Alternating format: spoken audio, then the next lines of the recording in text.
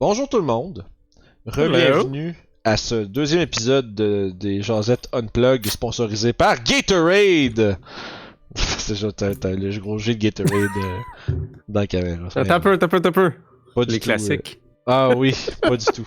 Pas du tout, nous sommes sponsorisés non pas par des breuvages obscurs, mais bien connus, Personne connaît. mais plutôt par Roll20 qui Yes. nous offre justement l'accès à un compte pro et tout le contenu de D&D et autres jeux qu'on voudra bien prendre éventuellement. Donc on les remercie beaucoup. Grâce à eux, on a réussi à se lancer un peu plus profondément dans le quoi, c'est le rabbit hole, mais le terrier du lièvre, tiens, voilà.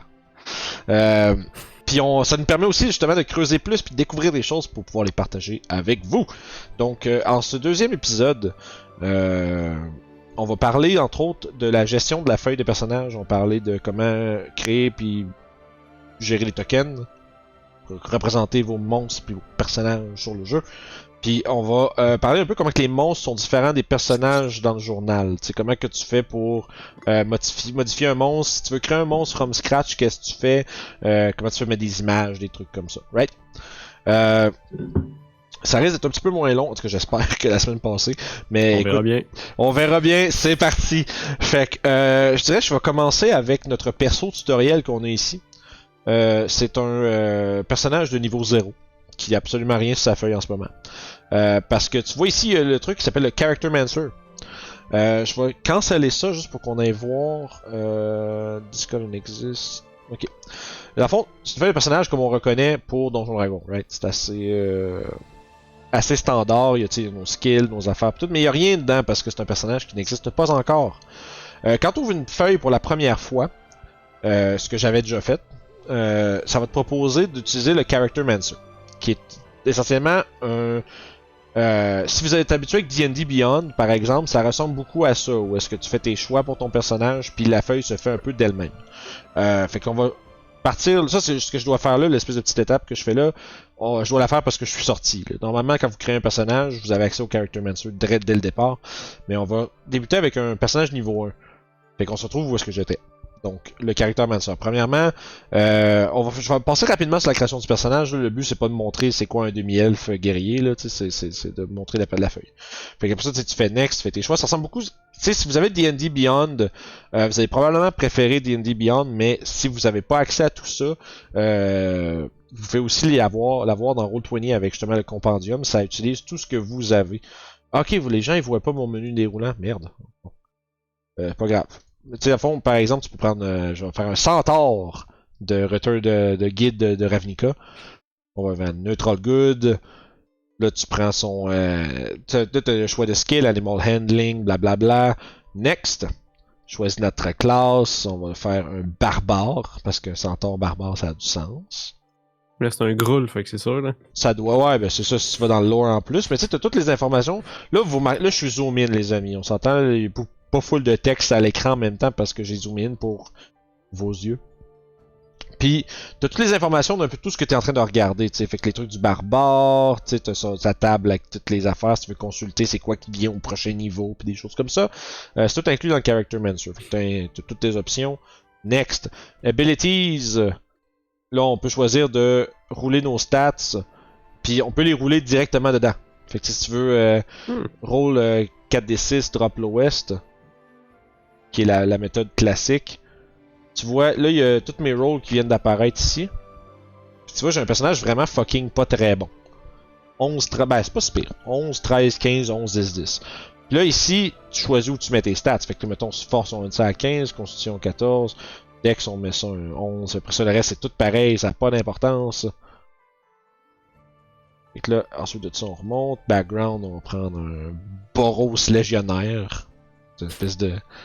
Les gens qui jouent à Magic, qui suivent le lore de Magic, font comme qu'est-ce qu'il fait? C'est un fou! Bref, Ouais, tu rentres tes vrai. affaires, tu fais next. Puis c'est ça qui est un plaisant. groul, c'est pour ça. Hein? C'est un groul boros. Ouais, c'est ça, c'est ça. Fait Spécial. il est rouge, vert, blanc. Hein, pour les gens qui. Il est Naya. Pour les gens qui jouent à Mais Magic. ah, shit, tu me. Je suis comme, ok, je vais dire en premier. Ah, Non, je suis plus vite. Ça fait longtemps ainsi que j'ai joué, mais. Fait que tu sais, Faudrait bref, qu'on on suit fasse tout du ça. Commander à un moment donné. Là. Ah, j'aime pas Commander, là. Je viens de me faire débarquer à moitié du monde de Magic qui nous écoute.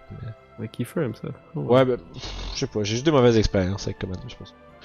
Faut jouer avec le bon monde. Bref, c'est pas un podcast de Magic, c'est un podcast de D&D, Guillaume. Oui, c'est vrai. Ok, feat. Y a-tu des feats, ton centaure? Ben non. Mais là, Ben fait qu'en non, fait, ok. bref, tu skips à travers les places bio, on s'en fout, là, qu'est-ce qu'il y a de l'air, là. Review, tout est beau, nanana. Le bon, apply changes, il me dit que j'ai des affaires que j'ai pas faites. Puis là, wow, ma feuille est faite. Tu sais, j'ai des attaques de tête de voyons, de Des sabots. merci des sabots. Puis, tu sais, bref, t'as toutes des options qui sont inscrites ici. La feuille de personnage, maintenant on peut en parler plus directement. Tout ce qui allume en rouge quand vous mettez votre souris sur la feuille de personnage, là, c'est quelque chose qui peut être roulé dans le chat. Ok? Si je veux faire un jet de force avec mon barbare, clique sur Strength, la force vient de se faire rouler. Là, je veux que les chiffres apparaissent, voilà. Fait que tu sais, là, il roule en double parce que par défaut, il roule avantage ou désavantage. Si c'est ça, c'est avec plus votre groupe décider comment vous voulez jouer ça. Est-ce que tu roules avantage par défaut pour que ce soit plus rapide? Ou est-ce que vous gérez ça au fur et à mesure? T'sais? C'est par contre c'est un barbare ou quelque chose? Non, ça c'est pas automatisé à ce point-là. Ah, ok. C'est que l'idée, c'est que tu peux aller dans tes options, puis ça dit, tu sais, t'as Always Roll Advantage qui est en haut Ah, ici. ok. Tu peux décider de le toggle pour avoir un bouton en haut. Non, tu vois, encore une fois, on va in and out du script, là, parce qu'on parle des choses. Mais sinon, tu peux jouer toujours Always Roll Advantage, puis tu prends juste le premier jet quand t'as pas avantage, désavantage. Ça sauve un peu des clics du temps, là. Fait que tu sais, tu veux rouler un jet de Athletics, ça va rouler pour toi, ça va sortir tout le kit. Fait que voilà. Des fois, Roll20, dépendant de l'heure d'utilisation, là, des fois, il peut avoir un peu de trafic. Hein. Fait que des fois, ça peut être un peu... il peut avoir un certain temps avec que les choses sortent. Là. C'est assez instantané, mais des fois, c'est quelques secondes. Fait que bref, assez simple. Tu sais, t'as tes points de vie que tu peux gérer ici, puis tout. Mais ça pour dire, tu sais, t'as tes habilités qui sont détaillées ici, tu sais, qu'est-ce que c'est que ta rage, tes trucs comme ça. Tes features de classe sont rentrées puis écrites telles que dans le livre du joueur, dans ta feuille de perso automatiquement. Fait qu'on sauve du temps à ce niveau-là. Ça, c'est le bout important. C'est tout ce qui rend les plateformes virtuelles comme Roll20 intéressantes, c'est ce qui fait, c'est qu'ils te font sauver du temps. C'est ça qui est le fun, tu sais, pas besoin d'écrire ta feuille, puis tu sais, comme sur Beyond, même affaire, t'as pas besoin d'écrire sur ta feuille pour écrire c'est quoi la rage, puis faire plein d'abréviations obscures que personne d'autre comprend, puis que toi, après 3 sessions, tu saches plus qu'est-ce que ça veut dire. Fait qu'au moins, ça le fait pour toi. Gestion d'inventaire, tout ça.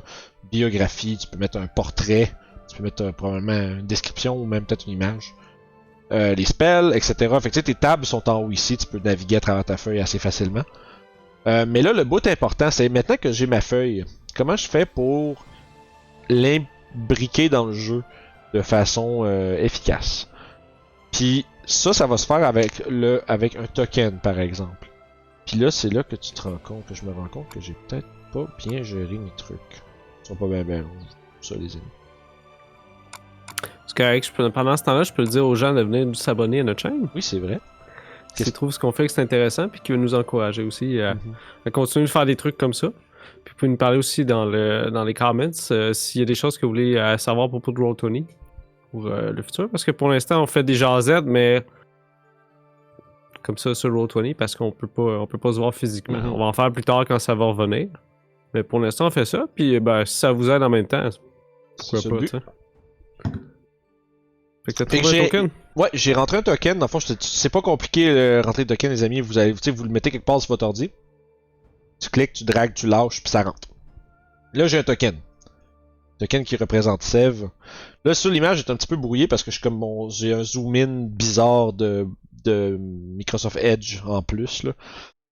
Mais tout ça pour dire que quand tu as ton token, tu as des petites bulles qui vont représenter des ressources pour ton personnage. Si tu double-cliques sur un token, ça va t'ouvrir l'option, les options du token. Là, tu peux décider d'aller chercher comme plein d'attributs que ta bulle représente, des choses comme ça. Mais là, nous autres, ce qui nous intéresse, c'est qu'on veut que le token qu'on a ici, on veut que le token représente le perso tutoriel. Fait que là, ici, tu vois, represents character. Puis là, ce que ça dit que tu peux choisir que ton token représente un caractère, un personnage qui est dans le journal. Puis si le personnage du journal, puis ça, je n'ai pas parlé, parce que je reviens un peu en arrière avant de continuer sur les tokens parce que je me rends compte que j'ai oublié quelque chose. En tant que DM, quand tu as une feuille de personnage, tu peux attribuer à qui le contrôle du personnage revient dans tes joueurs. Là, je suis seul dans la game, mais normalement, tu peux aller comme dans Edit du personnage en haut. Puis là, c'est là que tu peux rentrer une image pour ton personnage, tu peux choisir un token. Puis je vais y arriver pour un peu plus tard pour choisir le token. Mais entre autres, t'as In Player's Journal, si tu veux que le personnage soit caché du journal de certains joueurs, tu peux choisir là-dedans, dans le fond, celui de qui apparaît, tous les joueurs. Mais si, mettons, je veux que Tiggy la Lune puisse éditer et contrôler le personnage, on le choisit. Puis à ce moment-là, il y aurait peut-être pas All Players, tu sais. Puis, fait que là, Tiggy la Lune, c'est le joueur de perso tutoriel. Ok? Tu peux mettre des tags, je m'en sers pas vraiment. Mais tu peux mettre des tags sur tous les articles, toutes les affaires pour les. Si tu veux faire une recherche en haut, là, ça dit search by tag or name. Là. Tu peux décider de faire comme. Tu peux classer tes affaires de façon organisée et intelligente, mais moi j'ai pas le temps. Fait que je fais pas ça. Mais. Mais c'est possible! Une fois que tout est prêt, tu fais save.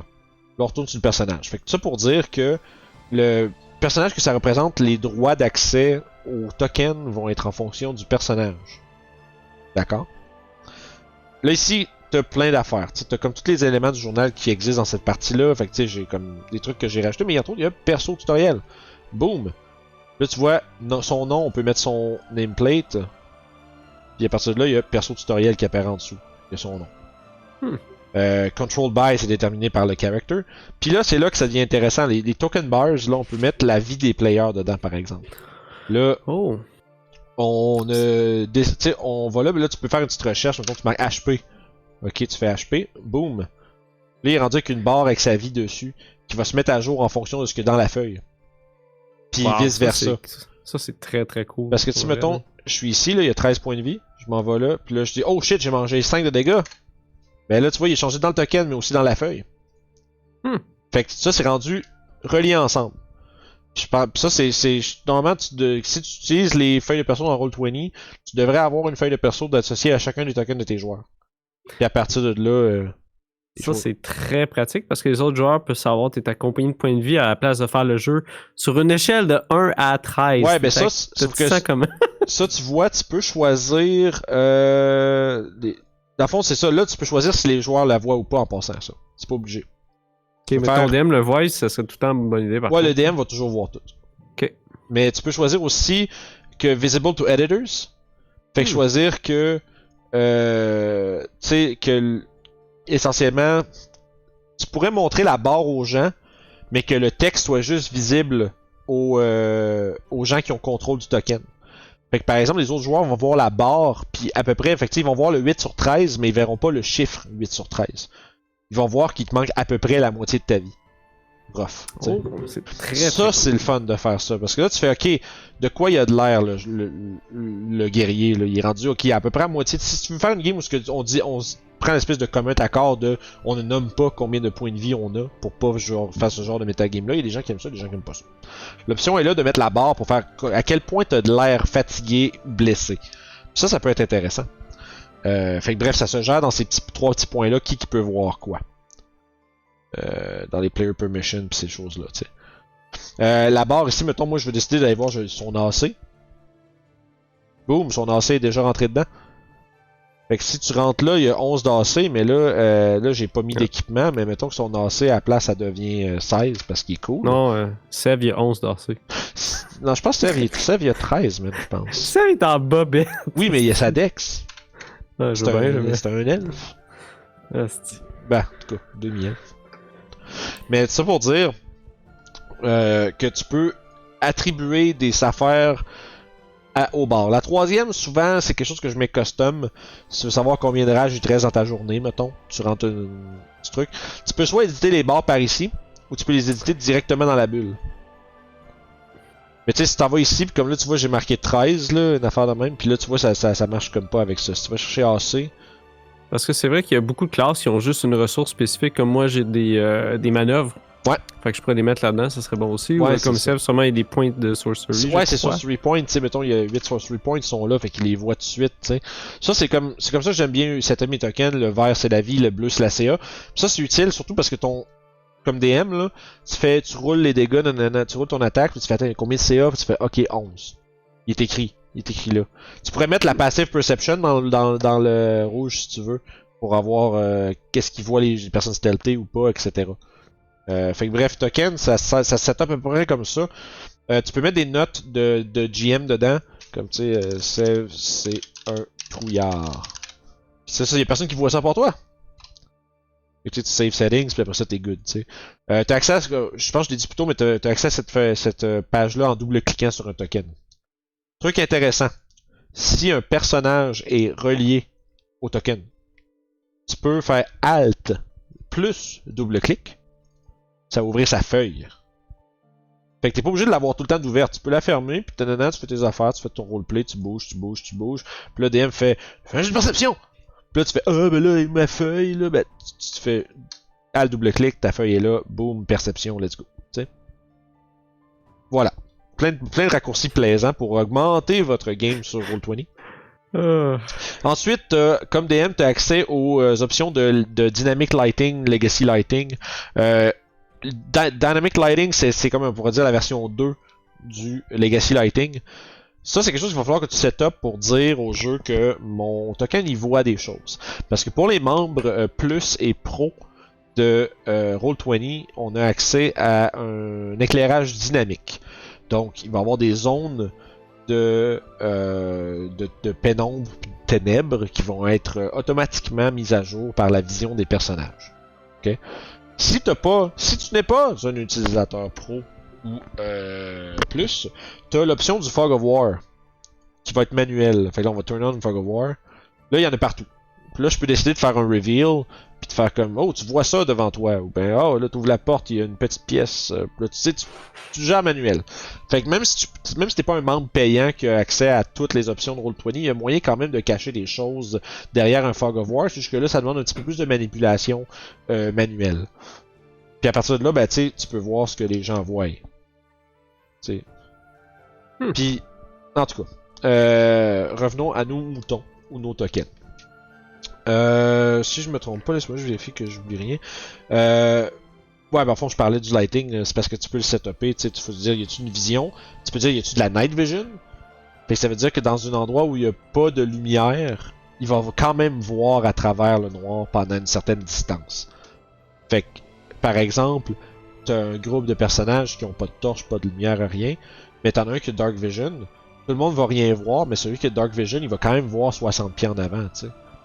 Après ça, tu peux, tu sais, t'as quelques options comme, tu sais, générer de la lumière à partir du token. Si ton token a une torche ou ton token a une sorte de lumière, tu peux mettre du light, low light, mettre un 20 pieds, puis un 20 pieds.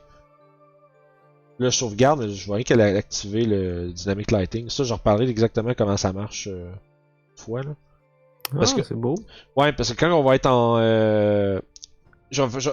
probablement soit la semaine prochaine ou l'autre d'après, je vais faire un autre jasette sur comment monter une map, puis on va parler du lighting pis ces choses-là, mais pour l'instant, tout ce qu'on va se dire, c'est que les tokens ont une limite de vision.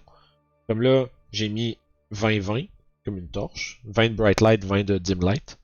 Mais tu peux décider de faire que ton low light c'est moins 5, puis tu peux pas. Dans le bon vieux temps, tu pouvais. Mais si tu fais 0, essentiellement, il y a comme pas de dim light. Ah, ok, je comprends comment c'est fait. Je comprends, c'est beau. Parce que, comme je vous disais, je suis habitué avec la vieille méthode, c'est relativement nouveau cette affaire-là. Fait que, à la place, tu peux décider de faire, mettons, 40 de low light, puis aucune bright light. Puis là, tu fais comme juste, là, sur du blanc, ça paraît moins, mais t'éclaires moins fort, right? Fait que tu peux être capable de voir qui est dans de la pénombre, puis qui est dans de la lumière forte, fait que ça gère des affaires comme la perception, des trucs comme ça. Le dynamic lighting, ça t'aide un peu à visualiser ces éléments-là. Puis dans le fond, c'est surtout des options qui sont là. Le Legacy Lighting fonctionne sensiblement de la même manière. Tu peux décider comme quelle lumière il émet, y a-tu de la vision, des trucs comme ça. Le dynamique, nouvelle version est un petit peu plus complet, puis un petit peu plus répond un peu mieux aux vieilles versions.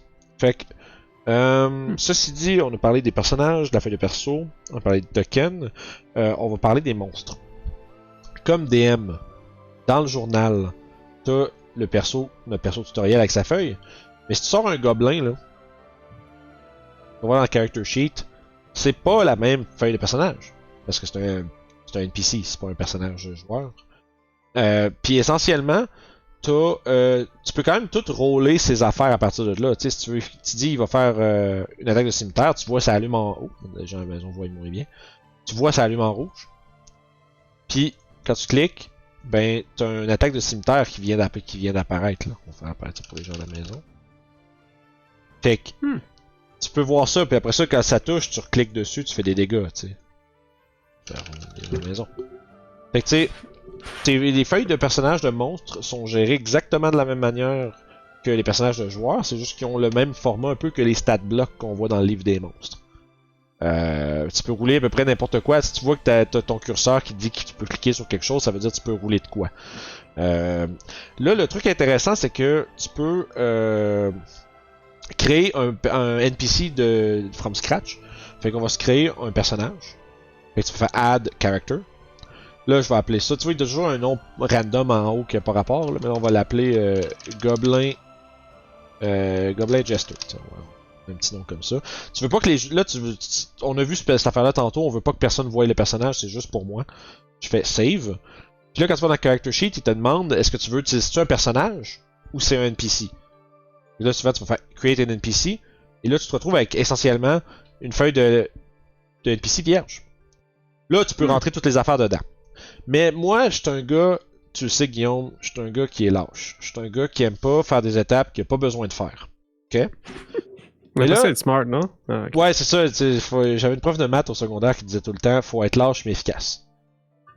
Ça veut pas dire que je fais pas mes affaires, ça veut juste dire que je vais faire moins d'étapes que les gens qui se cassent la tête. Fait que là, je me dis, là, c'est un genre de gobelin que je vais faire, ok? Un genre de gobelin. Mais là, je me dis, ah, mais c'est long, tout écrire ça là-dedans, tu sais, c'est de la merde, c'est quoi les stats d'un gobelin pis tout ça. Fait que là, tu fais, bon, ok, quand? On va marquer gobelin. Là, je suis dans le compendium. Je suis pas dans le journal. Fait que je vais chercher un gobelin. Puis là, je fais, oh, je le dépose dedans. Puis là, oh, je suis rendu avec un gobelin. Puis là, tu rentres dedans, puis tu fais Goblin Jester. Puis là, peut-être que le Goblin Jester, il y a plus de dex, un peu plus de consti. Fait que ça, ses points de vie, ça va être comme 4d6 plus 5d6 plus 5, whatever, tu sais.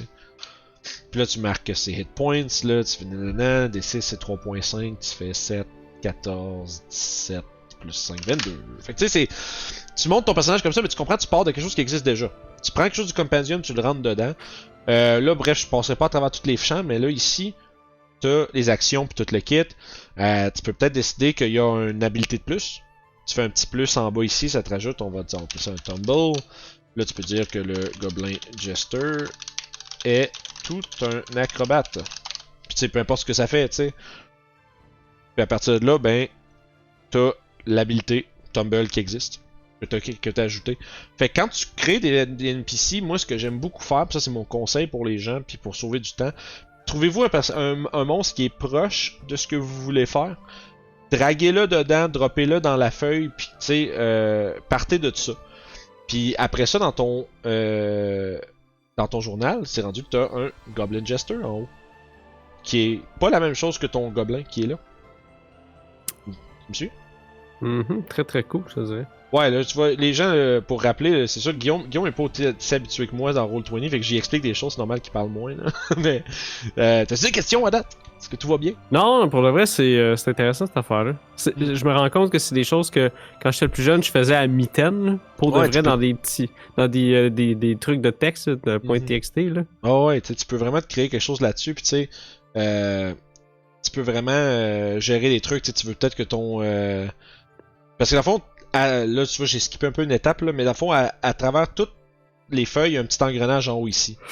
Les feuilles d'NPC, ça t'amène dans l'espèce de back-end, un peu comme les revers de la feuille. Fait que comme c'est là que tu vas rentrer des bonus aux skills qu'il y a, puis ces saves ou des bonus, puis des trucs comme ça. Je vous suggère d'expérimenter un peu avec ça, parce que si je fais le tour de tous les trucs, on va être ici jusqu'à genre dans 45 minutes, là, on finira plus. Fait que faites le tour de la feuille, voyez comment ça se comporte. Tu sais, comme comprenez par exemple que les saves, si tu mets 2, c'est 2 plus sa dex, tu sais.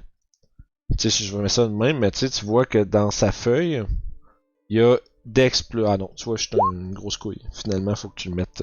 tu vois, j'ai menti aux gens à la maison. Finalement, c'est pas plus le truc. Fait qu'il faut quand même que tu fasses l'addition comme un grand champion. Là, j'ai menti, je me sens mal.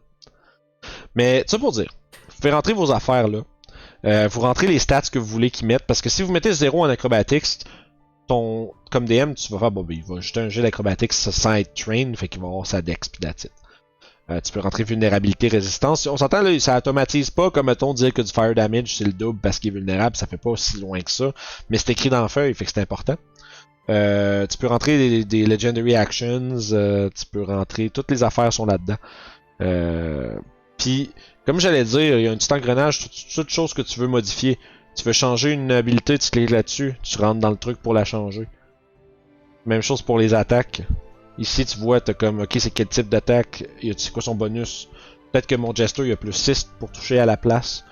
Peut-être qu'il fait 3, puis peut-être qu'il rit de toi pendant qu'il te frappe, fait qu'il fait un D6 de psychic damage en plus, tu sais pas. Fait que tu sais, tout se rentre là-dedans. Fait que là, quand tu fais ton attaque, ben, tu viens de, tu sais, setuper tes affaires pour que ça fitte avec. Fait que t'as un gobelin qui rit de toi en te frappant avec un cimetière, ça fait mal à ton corps et à ta tête. Fait que ton estime. C'est ça, ton estime de soi vient de prendre un coup de 6 de dommage. Fait que la feuille de NPC, comme je vous expliquais, au fond, c'est très similaire en fonction à celle du personnage, mais moins de détails, plus simple à gérer. Tu peux rajouter des affaires custom vraiment à travers à la main, puis tigidou, tu sais. Puis à partir de là, il est dans ton journal, puis de journal, tu peux drag and drop sur la map, mettre des bonhommes. Fait que là, notre sève là c'est blanc pas mal parce que là j'ai comme des lumières puis du dark vision puis un paquet d'affaires qui embarquent là. Mais là t'as ton Goblin Jester qui a pas de token puis là il est triste parce qu'il est très bleu. Mais quand vous allez avoir setupé votre token, le personnage va rentrer. Parlant de setuper un token. Quand que tu veux déterminer quel token représente un personnage là, tu vas dans Edit puis t'as un bouton Use Selected Token. Ça veut dire que tu choisis le token, lui on dit lui c'est perso tutoriel. Tu fais ça, puis boum, il est rendu inclus dans sa feuille. On sauvegarde. Puis là il arrive un kerfuckle. Quelqu'un trébuche, tombe sur son clavier, pèse sur delete. Là tu fais ah non on a perdu le perso tutoriel à tout jamais, c'est terminé. Mais c'est pas vrai. On le prend, on le drague, puis boum, il est là. Fait qu'une fois que ton token est fait, comme DM, tu peux rapidement pogner quelqu'un dans une créature ou un personnage, faire comme tout rentrer ça. Tu sais, tu peux faire une situation là, tu peux rapidement dire, tu sais, ok, t'avances, tu fais tes choses, t'avances. Puis là, soudainement, oh shit, il y a un Goblin Boss avec genre ces petits sbires qui apparaissent. Tu sais, tu fais une drag and drop, bang bang, pendant que tu racontes des affaires. Puis la scène se met un peu comme devient vivante devant les yeux de tes joueurs. Fait que écoute, je fais beaucoup de zigzags quand j'explique des choses, je comprends. Je parle beaucoup, je parle vite. Si vous avez des questions, écrivez-nous dans les commentaires. Écrivez-nous sur Discord, venez nous voir sur Facebook, partout. Tous les liens de nos liens sociaux sont dans les commentaires. Et maintenant, on est même comment je dirais, on offre la possibilité de nous supporter sur Patreon. Donc, si vous voulez avoir tout notre contenu en avance, aussitôt qu'il est prêt et filmé et monté, allez nous voir justement RPG sur le site, sur Patreon. On offre des différents tiers, des niveaux de contribution qui vous donnent des droits différents. Plein de choses cool qui s'en viennent sur cette plateforme-là, fait que manquez pas ça. Allez au moins jeter un œil. Si vous allez voir, on vous remercie. Si vous allez voir et que vous contribuez, on vous remercie encore plus. Comme on dit dans nos descriptions de niveaux de contribution, vous allez recevoir nos salutations comment je dirais, sincères mais pas si distinguées. Fait que sur ce, on vous souhaite du bon jeu sur Roll20. Et t'avais-tu quelque chose que tu voulais ajouter comme mot de la fin, Guillaume? Pas Badger, non. Non, pas Badger. Bon, ça y est. Non, absolument rien. Tout est beau là-dedans, je te dirais. C'est très intuitif. Yes, fait que merci à vous tous d'être venus écouter ça avec nous. Encore une fois, une grosse demi-heure. Qu'est-ce que je dis? Ah, ça va durer jusqu'à 15 finalement. Écoute, c'est instructif, fait que c'est bien. Ouais, non, c'est ça. C'est lourd, c'est rempli. Puis s'il y a des sujets que vous voulez qu'on couvre, écrivez-les dans les commentaires, on va regarder ça. La semaine prochaine, on check comment monter une map. Comment faire pour mettre une scène. Là, on est sur des quadrillés blancs. La semaine prochaine, on va être sur une map bien dessinée, bien belle, avec un quadrillé, puis des murs, puis des arbres, puis des choses comme ça. Fait qu'on se revoit la semaine prochaine, tout le monde. Prenez soin de vous. Puis à la prochaine, on se repogne. Bye bye.